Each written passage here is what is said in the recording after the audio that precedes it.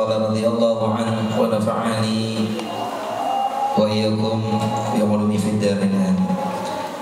وأما التحلي ظاهرا فبصدق القول والمسارعة إلى تنفيذ الأمر وإنجاز العمل في وقته المحدد وحسن تقبل رأي الغير وملازمة الوقار والسكينة والجد والاحترام للعموم بوجه عام والخصوص بوجه خاص والمشاركين في العمل بوجه أخص وضبط اللسان وضبط الحركات وكظم الغيظ وجبر الخواطر ولين القول والتغاضي عن الهفوات وبذل النصيحة والحرص على السنن وكثرة الذكر لله وكثرة الفكر النافع والتأني بالرفق والحذر والاحتراس والبشاشة وطلاقة الوجه واختيار الألفاظ الأقرب إلى كسب النفوس وتطيب الخاطر وجمع الشمل والتقريب والتحبيب وإصلاح ذات البين وحسن التصوير للأمور حسب الواقع وصرف العمر والفكر في الاشتغال بما يعني. وأما التحلي باطنا فبالإخلاص والتواضع القلبي وشهود المنة لله واستدامة الحضور مع الله والمحبة في الله والمودة والموالاة والفرح بنعم الله على خلقه وبتقدم الإخوان وتميزهم ومحبة رأي الجماعة والرغبة في العمل به والإكبار الأخوة خاصة والمسلمين عامة وعدم الاكتراث بالفانيات ومظاهرها وتحقير ما حقر الله والشعور بالوحدة مع المشاركين في المجال خاصة والمسلمين عامة اهتماما ومودة وإفادة واستفادة تولع القلب بصاحب الرسالة المصطفى المختار صلى الله عليه وآله وصحبه وسلم وشدة الشوق إليه وطلب مرافقته الكريمة صلى الله عليه وسلم وبارك عليه في كل حين أبدا عدد ما خلق وملء ما خلق وعدد ما في الأرض والسماء وملء ما في الأرض والسماء وعدد ما أحصى كتابه وملء ما أحصى كتابه وعدد كل شيء وملء كل شيء وعلى آله الطاهرين وصحبه الأكرمين وجميع إخوانه من النبيين والمرسلين والملائكة المقربين وعباد الله الصالحين وعلينا معهم وفيهم برحمتك يا أرحم الراحمين. أعوذ بالله من الشيطان الرجيم. من ذا الذي يقرض الله قرضا حسنا فيضاعفه له وله أجر كريم. يا أيها الذين آمنوا إن تنصروا الله ينصركم ويثبت أقدامكم. إنا لننصر رسلنا والذين آمنوا في الحياة الدنيا ويوم يقوم الأشهاد ولينصرن الله من ينصره إن الله لقوي عزيز. ومن أوفى بعهده من الله فاستبشروا ببيعكم الذي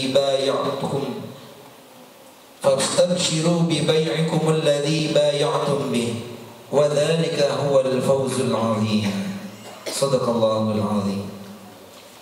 الحمد لله رب العالمين والصلاة والسلام على النور المبين سيدنا ومولانا محمد وعلى آله وصحبه أجمعين، أما بعد، فإن القيام بالدعوة إلى الله والتعليم الذي هو وظيفة الأنبياء والمرسلين يحتاج إلى تقويم الذات قبل القيام بإصلاح بقية الذوات، وذاك يكون بأمرين: إدراك المعنى وتشييد المبنى. بسم الله الرحمن الرحيم. Beliau Habib Abdullah bin Abdul Rahman Al-Mukhbar memulai tausiahnya dengan bacaan basmalah dan hamdalah serta bersalawat dan salam kepada baginda Muhammad sallallahu alaihi wasallam, dan yang mana kata beliau untuk melaksanakan dakwah di jalan Allah Subhanahu wa taala dan juga untuk menghidupkan ilmu-ilmunya Allah Subhanahu wa taala, untuk mengajarkan ilmu-ilmu Allah Subhanahu wa taala. Inilah adalah kesibukan daripada dan keadaan daripada para ulama, para salihin, yang mereka ini senantiasa di dalam ilmunya dan di dalam dakwahnya ila Allah Subhanahu wa taala. Oleh karena itu, yang mana di sini ada dua perkara di dalam معنى إدراك معنى القيام بهذه الوظيفة، ثم بعد ذلك التخلي والتحلي، وذاك هو تشييد المبنى لذاته حتى تبلغ دعوته لغيره. Yang pertama adalah untuk mengikuti, untuk menutupi pada makna dakwah itu sendiri. Dan yang kedua adalah تشييد المبنى بالتخلي عن وصف يبغضه الله والتحلي بكل وصف يحبه الله ورسوله. Dan menerangkan tentang bagaimana orang-orang yang dibenci oleh Allah Subhanahu wa taala dan orang-orang yang mencintai Allah Subhanahu wa taala. Ini dua makna yang akan diterangkan oleh beliau, oleh Abdullah bin Rahman Allah. فإدراك المعنى أنك تخلص في العمل لوجه الله، وتبتغي بكل عمل تقوم به وجه الله والدار الآخرة، فلا تبتغي شيء من أعراض الدنيا، لأنك إذا قصدت ذلك أعطاك الله الدنيا وأعطاك الله الآخرة. Yang pertama adalah mengetahui atau mengikuti daripada makna dakwah itu sendiri. Oleh karena itu, kata beliau, haruslah syaratnya mempunyai keikhlasan semata-mata untuk Allah Subhanahu wa taala, dan tidak ada tendensi apapun di dalam dakwahnya, entah duniawi dan lainnya. Bahkan kata beliau, yang niatnya untuk Allah Subhanahu wa taala, maka Allah pun akan berikan apa yang dia butuhkan di dunianya, dan semua apa yang dia inginkan di dunia Allah penuhi dan Allah gampang dan Allah mudahkan. فمن إدراك المعنى أننا إذا عملنا معهد أو رباط أو مجلس إنما نبتغي بذلك نشر شريعة النبي محمد، إحياء سنة النبي محمد، لا إظهار شخص أو جماعة أو نحو ذلك، فإن ذلك من المهالك ومما يؤول بك إلى دار مالك. لكن إذا صدقت النية وصفت الطوية أبلغ العبد بعمله كل أمنية، لأنه بناه على ما يرضي رب البرية وعلى سنة خير البرية محمد صلى الله عليه وآله وسلم.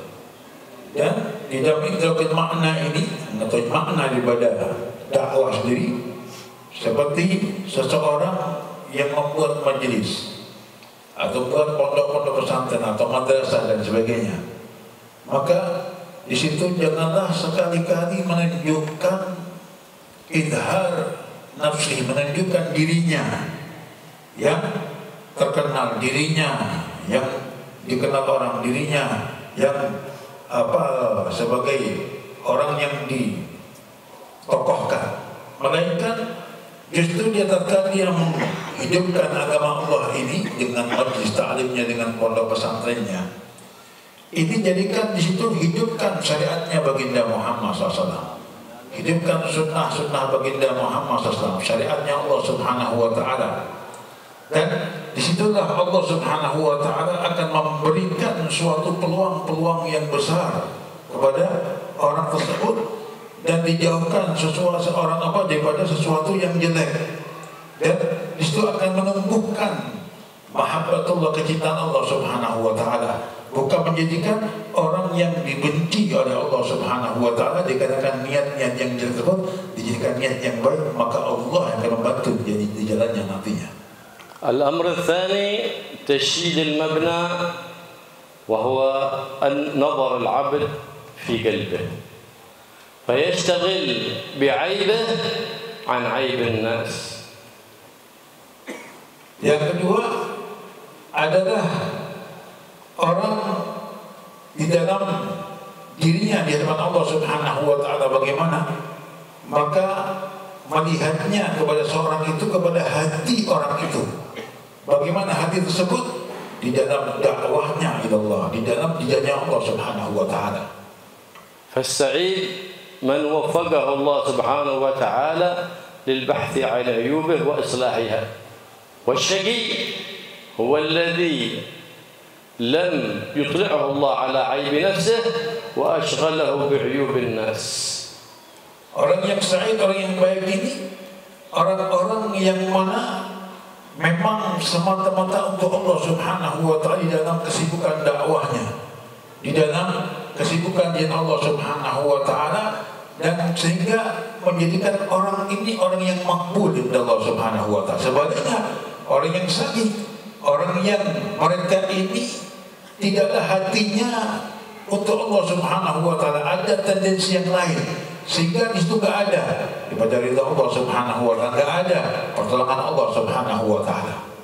بعد أن رجم ماعز بن مالك، جاء والده يسأل عنه، فجاء رجل إلى الملك يقول هذا يبحث ويسأل عن الخبيث، فقال النبي محمد لا تقول هذا، لهو أطيب عند الله من ريح المسك، لأنه تاب توبة صادقة لو وزعت على أمة لوسعتهم، فما ينبغي أن تغتب حيا ولا ميتا، بل تذكر كل بخير، فلا تكن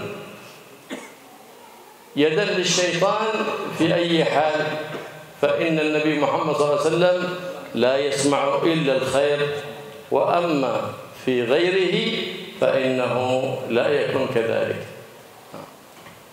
Tatkala Ma'ad bin Malik membahas sesuatu yang jelek, maka dikatakan oleh baginda Rasulullah, jangan punya sesuatu yang jelek. Bahkan dia adalah orang yang baik karena sudah taubat kepada Allah Subhanahu wa Ta'ala, dan taubatnya ini kalau semua dibagikan kepada orang-orang semuanya, maka akan mendapatkan semua taubatnya dari ikhlasnya taubatnya kepada Allah Subhanahu wa Ta'ala. Dan inilah mereka-mereka yang melihat sesuatu dengan penglihatan yang baik, dengan niat yang baik, bukan melihat sesuatu dengan sesuatu yang jelek, yang akhirnya akan menjadikan kejelekan dan ghibah nantinya. Maka usahakan di situ jadikan melihat sesuatu yang baik akan menjadikan kebaikan baginya. يا أخي أنت تستطيع تترجم، أنت تستطيع. يا أخي فهذا كله تخل في الظاهر، وهو ما يشينك في الظاهر بينك وبين الناس، فإن الناس ينفرون من كل من وصم بوصمة عيب، فكيف تكون داعي إلى الله؟ وكيف تكون مدرس؟ كيف تكون طالب علم وأنت وصمت بأنك من أهل الغيبة، من أهل الكذب؟ وقد كان في الزمن الماضي يتحذرون من ذلك كل الحذر. لا تصحب مغتاب، السلف من أصول تربيتهم لا تصحب كذاب، فإنه يقرب منك البعيد ويبعد منك القريب، وإنه ملعون في القرآن في 4 مواضع. فكيف ترضى أن تصحب من هو ملعون بنص القرآن؟ فكيف ترضى أن تكون فيك صفة من صفات الملعونين على لسان سيد الأكوان محمد صلى الله عليه وآله وصحبه وسلم؟ هذه صفة مذمومة في الإسلام، فكيف بمن يقوم الدعوة بتعليم تعاليم الإسلام؟ Sebagai pendakwah atau mudarris, maka di antaranya dia harus menghindari sifat-sifat yang buruk seperti ghibah dan bohong. Bagaimana seseorang mudarris atau dai, dia itu mempunyai sifat ghibah atau bohong, sedangkan sifat tercela itu bisa menjauhkan manusia atau orang-orang yang mendengarkan dari dia. Dan bagaimana dia ini sebagai dai, sebagai ustadz, sebagai ulama, dia mengumbar aib orang atau suka berbohong, yang hal itu dicela oleh Al-Quran, dicela oleh Allah Subhanahu wa Ta'ala, sehingga di situ ada pertentangan antara kebaikan dengan keburukan.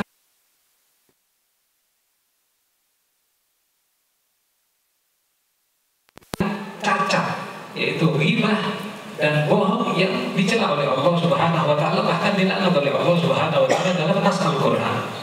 فإذا تخليت في الظاهر عن كل وصف مذموم، وكيف تعرف ذلك الوصف المذموم؟ بميزان الشرع. ميزان الشرع يعلمك ما هو خاطر الرحمن، ما هو خاطر الشيطان، وزن بميزان الشرع كل خاطرين. Dan juga janganlah mempunyai suatu sifat-sifat yang jelek di dalam dakwahnya yang Allah Subhanahu wa Ta'ala, dan jadikan semua ini untuk Allah Subhanahu wa Ta'ala, sehingga sesuatu yang dia kerjakan ini jadikan mizannya itu adalah Allah Subhanahu wa Ta'ala. Bagaimana khatirnya dari Allah Subhanahu wa Ta'ala, dari mana khatirnya dari syaitan, na'udzubillah min dzalik.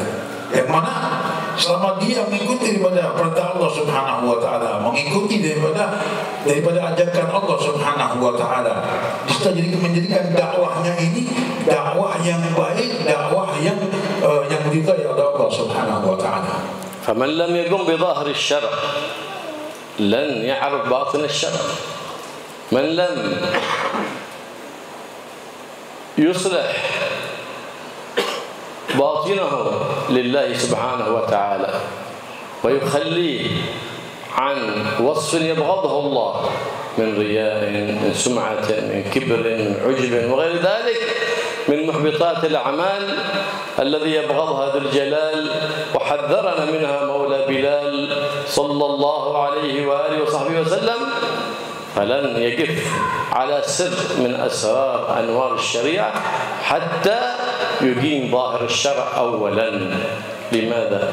لأنه إذا كان معلم فيكون قدوة لمن يعلم، وإلا فإن العين داعية والأذن سامعة، فإن الطالب إذا سمع الكلام للأستاذ ورأى فعله يخالف قوله فإنه يتبع ما يرى لا ما يسمع. Sesungguhnya seseorang bagi dai, bagi ustaz, bagi mubaligh, dia itu harus mengetahui daripada hakikat syariat. Bagaimana seseorang tadi itu tidak bisa bagus dohirnya, sedangkan bagus di dalam dohirnya, yakni mengerjakan daripada syariat secara dohir itu bisa menunjang untuk kebagusan yang batin. Dan kebagusan yang batin ini sangat menunjang di dalam dakwah, di dalam hasil daripada dakwah. Karena itu sangat dipentingkan di dalam pembersihan batin ini dan dijadikan nomor satu, diaulakan, didahulukan, diutamakan untuk menumbuhkan daripada keterimanya dakwah secara dohir, dan orang-orang manusia itu mereka pada hakikatnya atau pada dohirnya mereka melihat yang dohir. Apa yang kita kerjakan yang dipandang oleh mereka itu yang akan dicontoh, karena mubaligh itu adalah sebagai misal atau sebagai contoh di kalangan umat, maka dia harus menampakkan yang baik dan didorong dengan kebaikan yang batin. فإنك إن تخليت عن خلق مذموم باطنا تحليت بضده باطنا أوتوماتيك. إذا تخليت عن الكذب فقد تحليت بالصدق. إن تخليت عن الرياء فقد تحليت بالصدق والإخلاص لله سبحانه وتعالى. وهكذا يعرف الشيء بضده.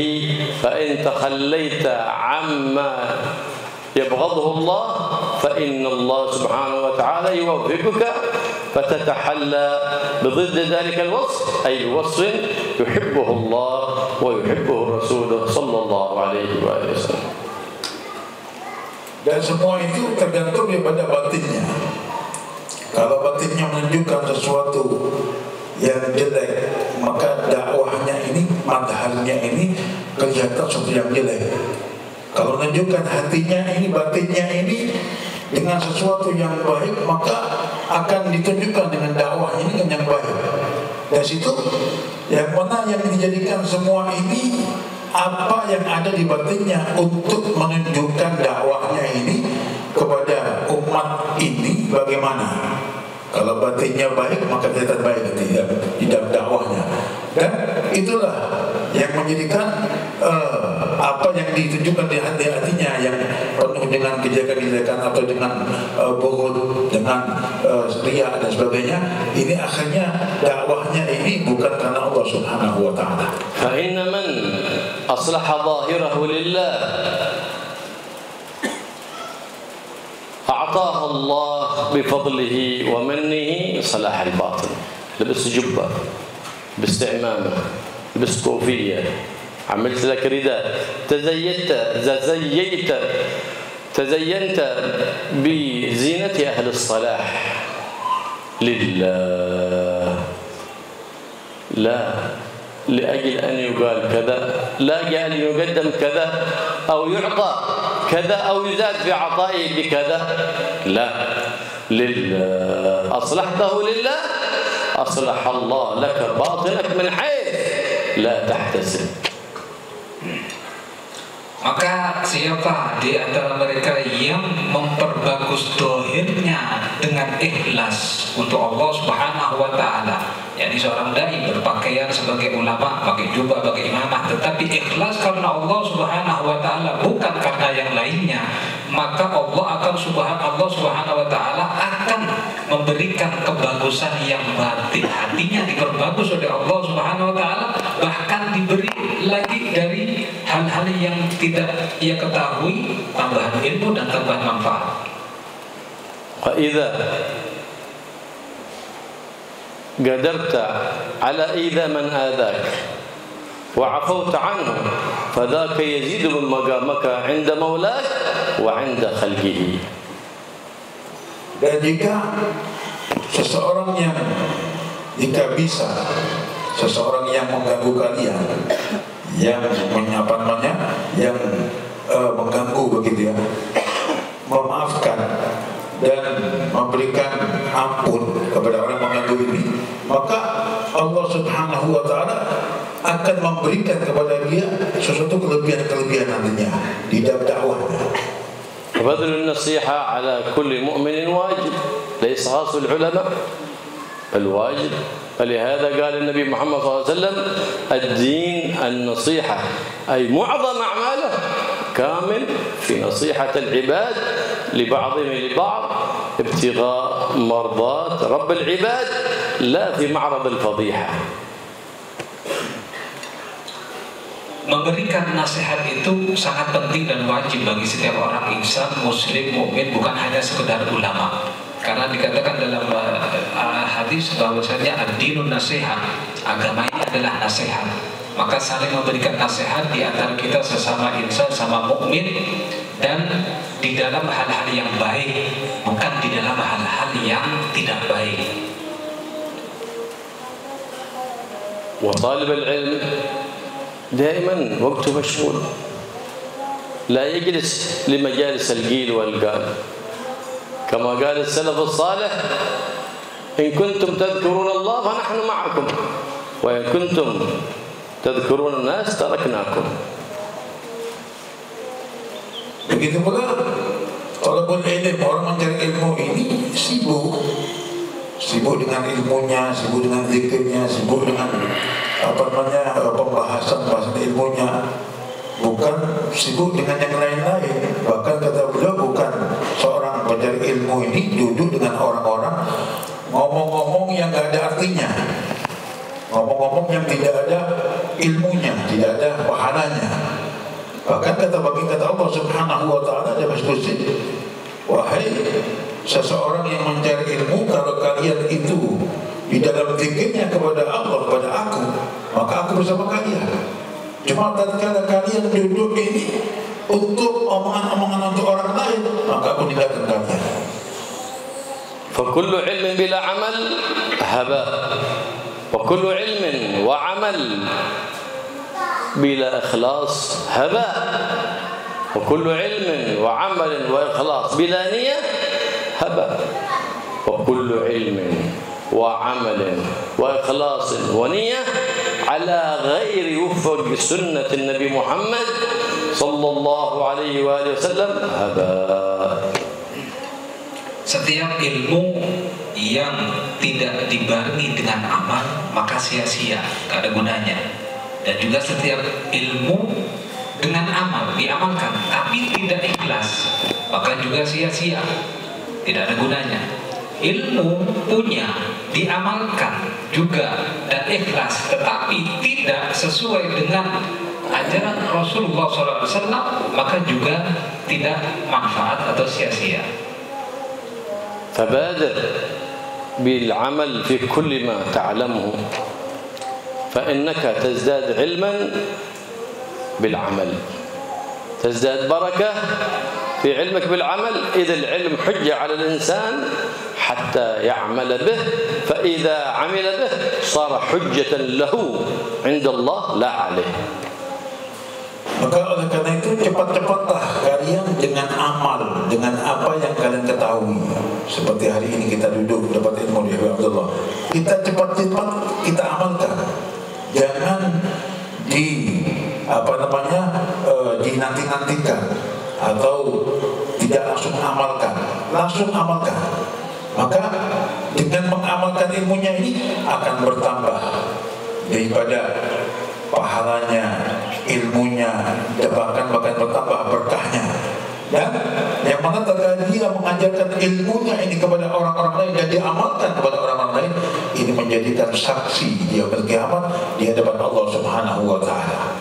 فما دمت لا تحسن الظن في نفسك فأنت تسعى في تخليتها عن خلق يبغضه الله ويبغضه رسوله صلى الله عليه وسلم. Maka selama seseorang itu tidak berbaik sangka kepada dirinya, jadi tidak menyangka kepada dirinya itu orang yang baik dan lain sebagainya, maka dia berarti sudah memperbagus di dalam dakwahnya, dan dia dipuji oleh baginda besar Muhammad sallallahu alaihi wasallam. Fa in ahsanta adh-dhanna fi nafsik faqad sa'aita fi halaki nafsik wa kunta 'aunan 'ala lisyaitan 'ala nafsik. Dan jika dia merasakan dirinya lebih baik, merasakan dirinya baik dengan dakwahnya, dengan nasihatnya, maka ini berarti menghancurkan dirinya, karena dia seakan-akan sombong di hadapan Allah Subhanahu wa ta'ala, dan seakan-akan dia yang mengamalkan bukan karena Allah, dan juga menjadikan bantuan, membantu setan untuk cepat hancurnya dia di hadapan Allah Subhanahu wa ta'ala. ما دمت تتهم نفسك بالرياء فأنت تسعى إلى طريق الإخلاص لله سبحانه وتعالى بأن يكون عملك كله لأنه لا يصعد السماء إلا العمل المخلص لله، والعمل الصالح يرفعه أي المخلص لله سبحانه وتعالى. فجاهد نفسك، فإن الشيطان يقول لك إيه أنت إيش فائدة تعلم الناس وأنت ما تعمل؟ إيش فائدة أنت تعلم الناس وأنت مخربط؟ إيش فائدة تعلم الناس ما عندك إخلاص؟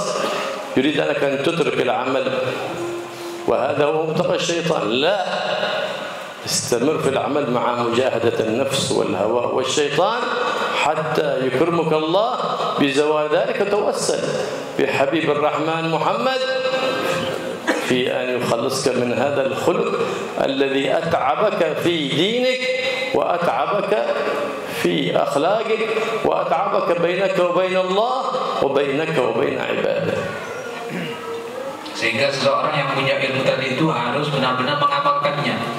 Kalau tidak, maka amalannya tadi itu tidak akan sampai kepada Allah Subhanahu wa Ta'ala. Sedangkan yang sampai kepada Allah Subhanahu wa Ta'ala itu adalah amalannya dengan ikhlas, dengan mujahadah, dengan bersungguh-sungguh. Kalau tidak, dia akan tertipu oleh setan. Bagaimana dia tidak bisa mengamalkan daripada ilmunya, bagaimana dia berdakwah sedangkan amalannya, dohirnya, tingkahnya, langkahnya tadi itu buruk semua, maka dia akan mendapatkan kehancuran di dalam dirinya dan tidak akan berfaedah daripada ilmunya. ومن أراد أن الله سبحانه وتعالى يرزقه الإخلاص ليكون له خلاص من جميع الآفات فليكثر من قراءة سورة الإخلاص كل يوم وأقل الإكثار 70 مرة. Oleh karena itu, jadikanlah amalnya ini ikhlas karena Allah Subhanahu wa Ta'ala. Barang siapa yang mengamalkan ikhlas kepada Allah Subhanahu wa Ta'ala, Allah hindarkan dari semua sesuatu yang menghancurkannya, yang menghilangkannya. Dia diselamatkan oleh Allah Subhanahu wa Ta'ala. Oleh karena itu juga kata beliau, bacalah istiqomah surat Al-Ikhlas setiap hari 70 kali. والمحمود من الخلق القلبي التواضع القلبي، لا مجرد أنا والله مقصر يقول للناس كذا أنا مقصر أنا كذا، لو قالوا سواء أنت مقصر لغضب لما أنك ما صادق في اعترافك كذاب، إلا تريد أن تظهر تواضعك من شأن يمدحونك الناس. تواضع القلبي مهما جلست في أي مكان أنت مع الله، إن صليت في الصف الأول وإن جلست في الصف الأخير، إن جلست في الصدر وإن جلست في الأخير، نفسك تكون محل الصندل. Jadi di antara akhlak atau sifat yang baik bagi seorang dai adalah tawadhu. Tawadhu itu rendah diri dalam hati. Di dalam hatinya tawadhu, rendah diri kepada Allah Subhanahu wa Ta'ala, merasa kurang, merasa hina di hadapan Allah Subhanahu wa Ta'ala. Bukan hanya sekedar ngomong-ngomong saja, bukan hanya sekedar aku ini adalah pendosa atau kurang ilmu atau orang bodoh. Bukan hanya seperti itu. Misalkan dia dibilang sesungguhnya kamu adalah orang bodoh, orang kurang, atau pasti dia jiwanya marah kalau dibilang seperti itu. Maka keikhlasan itu, tawadhu itu, rendah diri ada di dalam hati, bukan ada di dalam ucapan. Meskipun dia ada di depan atau di belakang, dimanapun dia berada atau duduk di suatu majelis, maka yang penting hatinya itu tawadhu, rendah diri kepada Allah Subhanahu wa Ta'ala. وإذا أردت أن يكرمك الله بالتقوى ظاهرا وباطنا فعظم ما عظم الله، عظم شعائر الله، يكرمك الله بالتقوى ظاهرا وباطنا. Maka jika kalian ingin bertakwa secara zahir batin kalian kepada Allah Subhanahu wa Ta'ala, maka agungkanlah apa yang diagungkan oleh Allah Subhanahu wa Ta'ala, dan agungkanlah apa yang disiarkan oleh Allah Subhanahu wa Ta'ala. Di situ Allah Subhanahu wa Ta'ala akan memberikan kemuliaan di hati kalian dengan apa yang kalian agungkan dari Allah Subhanahu wa Ta'ala. Wa kun 'ala al-khuluq al-hasan. فقد قال جد الحسن يبلغ العبد بحسن خلقه ما يبلغ قائم الليل صائم النهار. Maka jadilah orang yang mempunyai peringatan yang bagus, akhlak yang budi-pekerti yang bagus, yang luhur. Karena dikatakan oleh Rasulullah SAW, seseorang itu mencapai tingkat derajat yang tinggi dengan daripada akhlaknya, budi pekertinya, bukan atau yang bisa mengalahkan daripada ibadahnya orang yang bangun di malam hari tahajud dan puasa di siang hari. ولا يوصف عبد بحسن خلق وهو يخرج شرع النبي محمد صلى الله عليه وسلم وهو لا يأتمر بأمر النبي محمد ولا ينتهي بنهي النبي محمد. لا يتأتى أن تقول فلان ما هو مستقيم لكن ما شاء الله كأنه حسن الخلق ما شاء الله خلق ما لا يوصف بحسن الخلق بعد الاستقامة على تقوى الله بامتثال الأوامر واجتناب النواهي، فحينئذ يوصف بحسن الخلق. فغير ذلك كما انتشر عند العوام في هذه الأيام فلان مقصر مسكين كذا مقصر في الصلاة لكن يفعل بعض المحرمات لكنه خلقه حسن ما شاء الله. ما يوصف بحسن الخلق إلا من استقام على شرع الله. Seseorang akan menjadikan orang yang berakhlak dengan ikuti baginda Muhammad SAW dengan istiqomahnya di dalam amalnya kepada Allah Subhanahu wa taala dan menghidupkan sunnah-sunnah baginda Muhammad SAW. Ini merupakan seorang yang berakhlak ini. Bukan yang mana dia merasa akhlak tetapi amalnya jauh pada syariatnya Allah, sunnahnya baginda Muhammad SAW. Sehingga tatkala dia berbuat sesuatu yang amal yang di luar syariat ini bukan orang yang berakhlak ini. Ini mengikuti baginda Muhammad SAW. وقد ورد عن النبي محمد صلى الله عليه وسلم أن من أعطي تقوى الله وحسن الخلق فقد أوتي خير الدنيا وخير الآخرة. بعد ذلك أي بعد أن تتقي الله تروض نفسك على الأخلاق الحسنة. فقد قال الحبيب جد الحسن إن أحسن الحسن الخلق الحسن. أحسن شيء بعد تقوى الله هو الخلق الحسن. Kata Rasulullah SAW bahwasanya di antara kebaikan seorang hamba adalah ketika dia itu diberi oleh Allah SWT ketakwaan dan akhlak yang baik. Ketakwaan dan akhlak yang baik. Dan orang tersebut akan mendapatkan derajat yang tinggi, naik derajatnya ketika dia itu mempunyai ketakwaan dan akhlak yang baik, akhlak yang luhur. Wa idza aradta al-khair kulluh faqul دائما بعد كل صلاة تجدد توبة واستغفار بينك وبين الله بحضور وخشوع وتتوسل بحبيبي ومصطفاه في استجابة دعوة أو قضاء حاجة.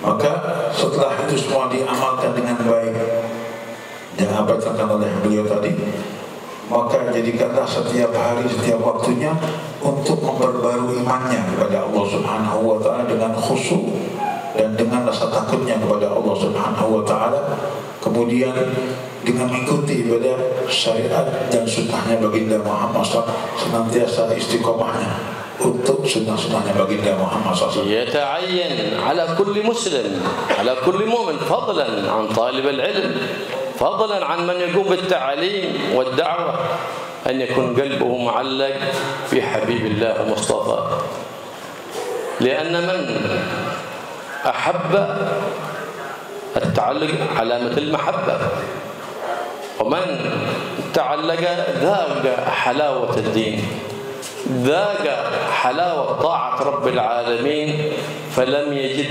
للعبادة كلفة بل وجد لها لذة. Maka dianjurkan dan diharuskan bagi setiap orang itu mempunyai ikatan batin dohir kepada baginda besar Muhammad SAW, meskipun lebih-lebih mereka orang-orang yang mempunyai ikatan dengan ilmu agama. Karena orang yang punya ikatan dengan baginda besar Muhammad SAW, dia akan mendapatkan daripada kelezatan beribadah kepada Allah SWT, melakukan ketaatan tidak terpaksa, ya mudah untuk melakukan ketaatan karena hatinya sudah berkaitan atau ta'alluq kepada baginda besar Muhammad SAW. من علامة التعلق أنك ترى في كل أحوالك وتقلباتك ما ندبه لك النبي محمد عند استيقاظك عند منامك. عند صلاتك، عند فراغك من صلاتك، عند أكلك، عند شربك، عند فراغك من أكلك، عند فراغك من شربك، عند دخولك كمرمندي وعند خروجك من كمرمندي، وهكذا في كل أحوالك تكون على سنة النبي. إذن لك تعلق بالنبي محمد صلى الله عليه وآله وسلم. Tandanya ta'alluq, punya ikatan dekat atau hubungan dekat dengan baginda Muhammad SAW. Maka jadikan semuanya ini mengikuti daripada sunnahnya baginda Muhammad SAW. Dia tidak melihat tempat, tidak melihat keadaan, tidak melihat suasana. Dimanapun dia berada, apapun jadi senantiasa ikuti daripada sunnah baginda Muhammad SAW. Berada di kamar mandi kah, di luar kamar mandi kah, semua hidupkan sunnahnya baginda Muhammad. Dia dalam keadaan tidur kah, dia dalam keadaan bangun tidur kah, apapun yang dia kerjakan, semua ikuti sunnahnya baginda Muhammad SAW. ما دمت مستقيم على شرع النبي محمد وقاصد بعملك وجه الله سبحانه وتعالى فلا تخشى لا من إنس ولا من جن، لأن الله سبحانه وتعالى تولى عبده الذي نصر حبيبه محمد، وقال إن تنصروا الله أي إن تنصروا حبيبي محمد، لأن نصرته نصرة لله، ينصركم على من عاداكم ولا يخذلكم أبدا. Maka ketika engkau berada di dalam jalannya Rasulullah SAW, berada di syariatnya Rasulullah SAW, dan ada ikatan kuat dengan baginda besar Muhammad SAW, kamu tidak akan merasakan takut, dan janganlah takut kepada semua gangguan baik dari manusia ataupun dari jin, karena ada janji yang pasti dari Allah Subhanahu wa taala, intansurullah yansurkum.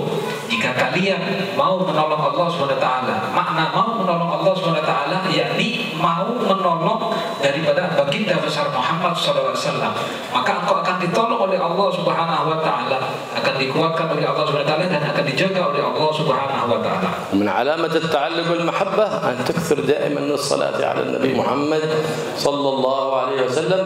فمن العجب العجاب تسمع قرون في المولد ولا تسمع أحد يصلي على النبي محمد واسم النبي محمد يتلى ووصف النبي محمد يتلى عليه، ولا تسمع أحد يرفع صوته بالصلاة على النبي محمد الذي هو من أقرب القربات، خصوصا في شهر ميلاد النبي محمد شهر ربيع الأول، يزداد الإنسان من الصلاة على النبي محمد فوق الصلوات التي يصليها المعتادة في كل وقت وفي كل أوان وكل شهر، يزداد في شهر ربيع الأنوار من الصلاة على سيد الأبرار محمد محبوب العزيز الغفار صلى الله عليه وآله وسلم.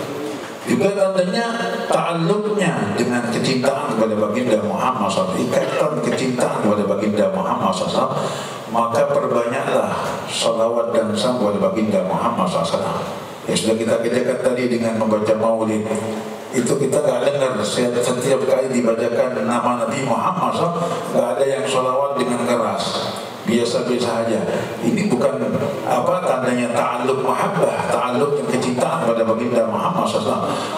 Lebih-lebih lagi di bulan Rabiul Awal Maulid ini, perbanyak itu salawat pada baginda Muhammad SAW. Bahkan salawat ini bukan apa di suatu tempat atau waktu tertentu. Jadikan salawat ini dimanapun dan keadaan apapun yang kalian kerjakan, apapun yang kalian hadapi, apapun kalian dimanapun kalian berada, baca, lebihkan salawat, tambahkan salawat terus, karena ini lebih lagi di bulan Maulid ini. وقد بشر الله سبحانه وتعالى من يقوم بنصرة شرع النبي محمد، بنى المعاهد، عمل المجالس، عمل الأربطة لأجل إظهار شرع النبي محمد. بشره الله بالنصر على أعدائه وبالظفر لجميع مآربه، فقال تعالى ولينصرن الله من ينصره إن الله لقوي عزيز. فأكثر من اسم الله القوي العزيز مهما خفت من أحد فإن الله ينصرك ولا يكون لك غالب ما دمت على استقامة على شرع النبي محمد صلى الله عليه وسلم. Maka selama Anda berada di jalan Rasulullah, baik di dalam menegakkan majlis atau membuat ma'had ataupun hal-hal yang berkaitan dengan dakwah, maka jangan pernah takut engkau akan ditolong oleh Allah Subhanahu wa taala dan engkau akan dijauhkan dari musuh-musuhmu. Dihindarkan oleh Allah dari musuh-musuhmu dan akan diberikan oleh Allah Subhanahu wa taala hajat-hajatmu, diberikan kebutuhanmu oleh Allah SWT, karena janji Allah ayat yang kedua bahwasanya Allah Subhanahu wa taala pasti akan memberikan pertolongan bagi orang yang menolong dakwahnya Rasulullah. Bagi orang yang menolong daripada dakwahnya Rasulullah akan mendapatkan pertolongan yang pasti dari Allah Subhanahu wa taala. ومن علامات أنك ناوي بإقام معهدك أو مجلسك نصرة شرع النبي محمد يهمك أن يظهر الخير، إن ظهر على يدك وإن ظهر على يد غيرك تقول الحمد لله، كما قال الإمام الشافعي: وددت أن الناس قد انتفعوا بهذا العلم ولم ينسب لي منه شيء. Jika kalian tidak membangun atau mengajarkan majlis taklim atau pondok pesantren begini, maka tunjukkan kebaikan-kebaikannya, amal ibadahnya, istiqomahnya, tunjukkan. Disitulah, jangan sampai jika orang lain sampai mengatakan dirinya jelek atau baik, dia mengatakan jelek kepadanya, ini nggak sampai tidak hati yang marah atau sebagainya. Jika bukan tangan orang lain yang menjadikan mengatakan sesuatu tersebut, jadikan tersebut sesuatu yang baik di depan orang. Seperti Imam Syafi'i ini, yang mana tatkala orang-orang tidak mengagungkan ilmu, tidak senang dengan ilmu, maka di situ orang yang bertakwa dihidupkan bagaimana ilmunya Allah Subhanahu wa taala. فمن علامة صدقك وخلاصك ونصرتك للنبي محمد صلى الله عليه وسلم إذا خرج طالب من المعهد وينتقل إلى معهد آخر تدعو له بالتوفيق، فضلا أن تغضب عليه وأن تعاديه، فضلا أن تكون طلبة هذا المعهد يعادونه لأنه انتقل إلى معهد آخر، علامة أنهم لا يدرسون لله وشيخهم لم يبني معهده لله. هذه مافيات وليس معاهد الدراسات التعليميات، إنما هي مافيات لعدم تربيتهم على تربية الخلق الحسن. Jadi seseorang yang di antara tanda daripada kejujuran seorang murid atau seorang dai, kejujurannya, kemudian keikhlasannya, serta kekuatan ikatannya dengan Rasulullah SAW, maka dia sekalipun keluar dari pondok tidak memusuhi pondok-pondok yang lain, meskipun dia itu keluar dari pondok, dia tetap mencintai atau senang dengan kebaikan yang ada dimiliki oleh orang lain. Sehingga inti dari semuanya tadi itu, kita dianjurkan untuk senang kebaikan meskipun kebaikan itu ada pada orang lain. Jadi jangan saling memusuhan di antara sesama kawan, sesama ikhwan, sesama alumni, sesama pondok-pondok yang lain. Maka kalau kita itu ada permusuhan di antara dai, di antara murid, di antara guru, maka ini bukan tarbiyah yang baik, bukan tarbiyah yang diajarkan oleh guru-guru kita. Bahkan ini termasuk pelajaran atau guru-guru mafia ini, yang mengajarkan kebencian dalam hati sesama murid, sesama alumni. Karena itu dianjurkan di sini untuk saling senang dengan kebaikan, meskipun kebaikan itu ada pada diri kita atau kebaikan itu pada orang lain, dari alumni lain atau dari ikhwan yang lainnya. إذ كل مؤمن يحب ويتمنى إظهار الخير ونشر الفضيلة سواء وقع على يده أو على يد غيره. أما إذا كان يفرح إذا كان على يده، لكن إذا عيد غيره يحقد عليه ويسعى في أذيته علامة أنه لا يعمل لله. ليس يطلب بعمل نصرة الله ولا نصرة حبيبه المصطفى صلى الله عليه وآله وصحبه وسلم، فليجدد النية وليجاهد نفسه وهو حتى يكرمه الله بالخلاص من هذه البلايا، ويكرمه الله باتباع سيدنا مولانا محمد النبي محمد صلى الله عليه وسلم الذي أرشدنا إلى كل خلق حميد. Maka jadikanlah seorang mukmin, yang namanya orang mukmin itu senang dengan kebaikan, siapapun itu, kita sendiri atau orang lain yang berbaik, kita senang dengan kebaikan tersebut. Jangan sampai di situ ada sesuatu yang cemburu atau sesuatu yang merasakan dirinya melihat orang lain itu baik, dia tidak cocok, marah atau cemburu begitu. Ini bukan seperti orang mukmin. Orang mukmin selalu senang dengan kebaikan siapapun yang berbuat. Maka istilah jadikan kebaikan ini senantiasa dihidupkan di situ. Dan yang mana dengan kebaikan ini maka dia akan menunjukkan melihat kepada orang lain ini kebaikan tersebut menjadi contoh di situ, bukan menjadikan dirinya kebencian kepada orang lain tatkala orang lain berbuat baik.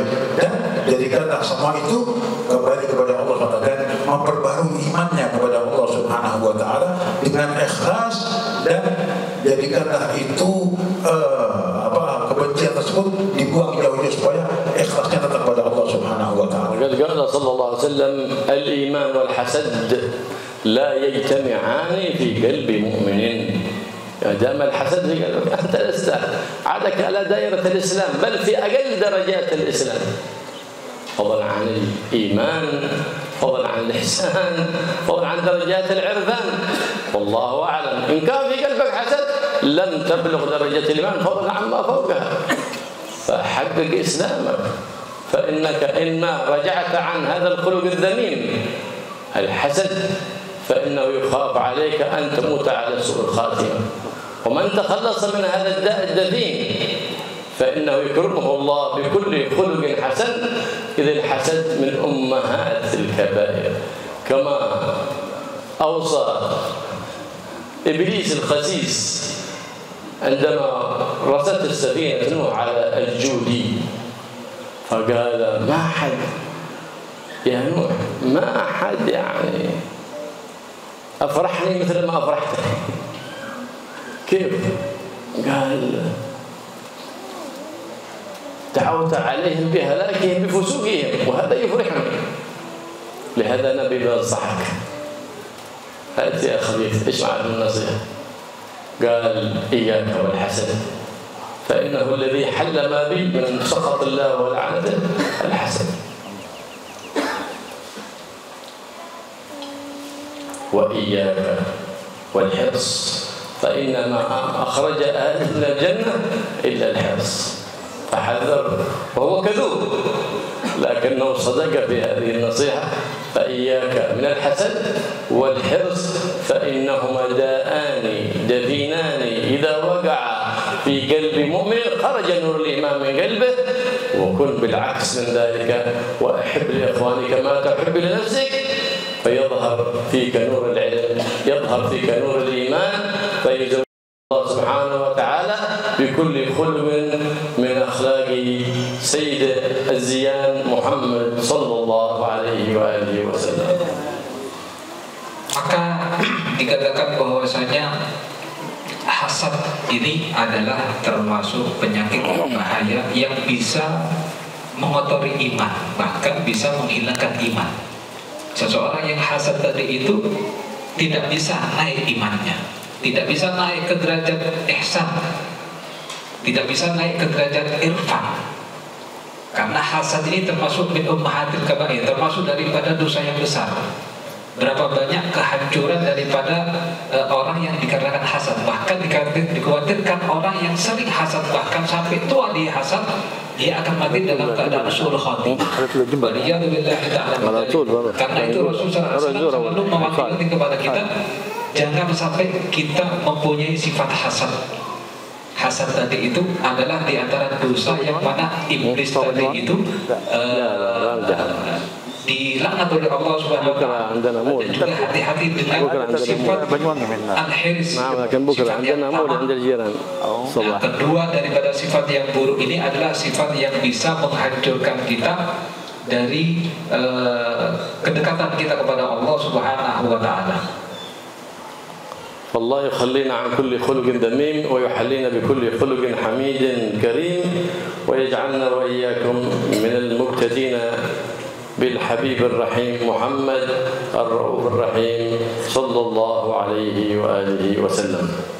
Dan mudah-mudahan kita semuanya diberikan oleh Allah Ta'ala akhlak yang baik dan suatu yang baik, sehingga kita senantiasa berdekat dan dekat dengan baginda Muhammad, senantiasa punya ta'alluq kedekatan yang dekat dengan baginda Muhammad sallallahu alaihi wasallam. Alhamdulillah rabbil alamin. Amin.